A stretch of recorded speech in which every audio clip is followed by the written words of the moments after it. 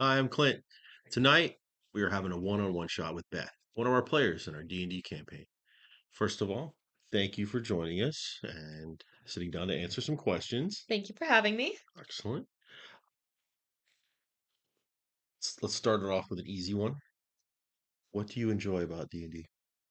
I enjoy watching a story unfold. I enjoy watching pieces come together and seeing the cinematic nature of it, watching players go through whether it be a day-to-day adventure or a epic boss battle.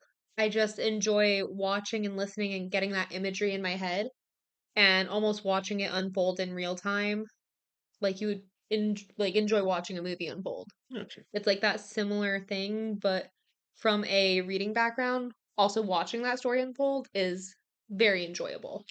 Very, very much like the immersion of the game. Kind Exactly. of, yeah, totally makes sense. Yeah, Because you can really put yourself into situations in D&D, which you really exactly. can't do that in a lot of things. Like you can kind of do it in certain video games, even Yeah. D&D based video games, but like, It's that self-insertion, yeah, which a lot of people are now doing with reading, but it's nice to do it with D&D where you're able to like self-insert more and like truly get to enjoy and like become that person. yeah. Well, all right. Next one. What do you enjoy bringing to the table as a player? I enjoy storytelling. I truly enjoy having different layers to my character that the other players can interact with, and through questions and discussion they can like unfold her as a person. Um I enjoy greatly the um ability for my characters to have that. Um, I think having those layers adds a little bit more dimension into the campaigns itself. So that's something I greatly enjoy Yeah. and that I like to be able to bring. The more depth you have to a character, there's more that the dungeon master can really work with those Yeah. characters. A lot of times, people who will sit at a table and they'll come with like Stabby McBoberson, Yeah. and then you know Yeah.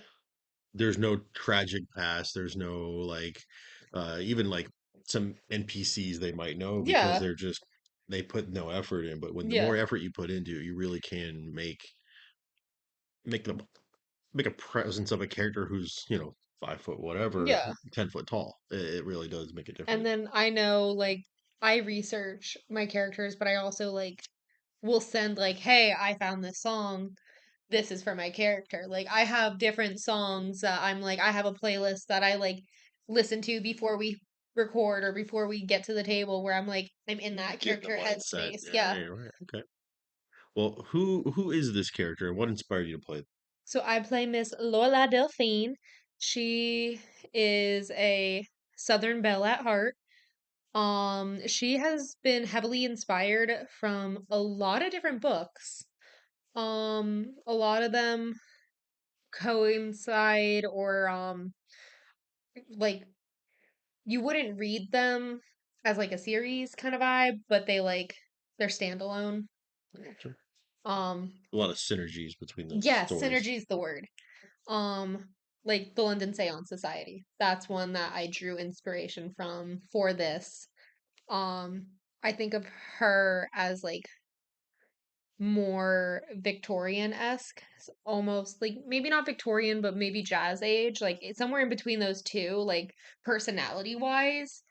Definitely like inspiration from movies, like vocal wise, drew a lot of inspiration from some of the older Southern films, Gone with the Wind, stuff like Yes, that, yes, I could with see Miss that. Scarlett O'Hara. Yeah, I could totally see that with what you're doing with this one. So, like, I like to draw the inspiration from areas of life in which I can also tell friends or people who may be watching and want to know where that inspiration came from. Hey, check this out. And this is where I drew that inspiration from.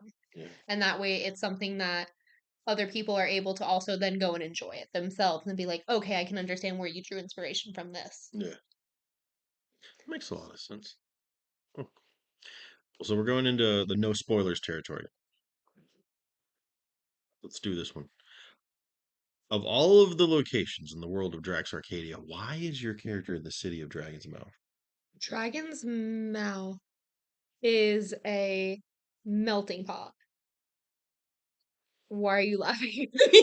Think of it more of a melted pot. The place is a Okay. hive of Okay. scum and villainy. Wink, wink. No, but But no, you're right. No, it's a there's a melting lot. pot. There's a There's lot. a lot of There's a different lot. influences in Dragon's Mouth. I almost called it Dragon's Melt, which is why I'm laughing at myself too. Um, ADHD at its finest. But no, it's a melting pot where all are welcomed, and in a sense, they can seek sanctuary and they can try to find peace in who they are, but also at the same time, they can build a life for themselves here. And I think Lorelai is currently running. She is on this mission to try to leave her past behind and build this new life for herself. And she's found that where she's at currently. And she's just trying to do the best she can to keep her past in the past and move forward. Okay. But at some point, she is going to have to deal with that past. There's no denying it because that's going to shape her into who she has to be. Makes sense. Makes sense. All right, good. Thank you. Good answer. How is Lorelai different than how they come across?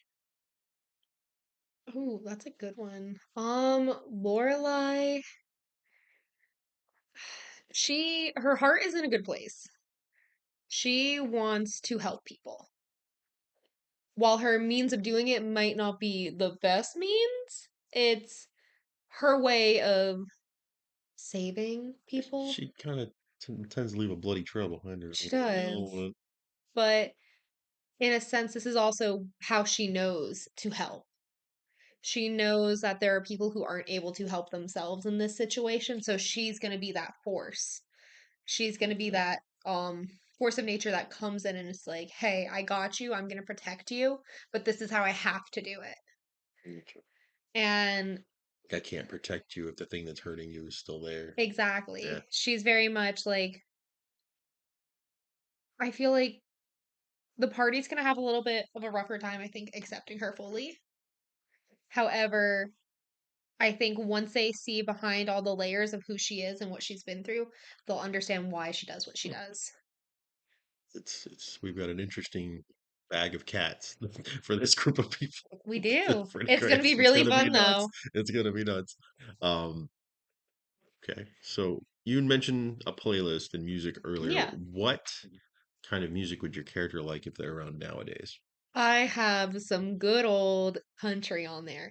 Not just any country. I have Pistol Annie's, Miranda Lambert, a little bit of Carrie Underwood, not too much. Just smooth out the edges. But yeah, well, it's more so like that there's a terminology for it that I can't quite think of at the moment, but it's like the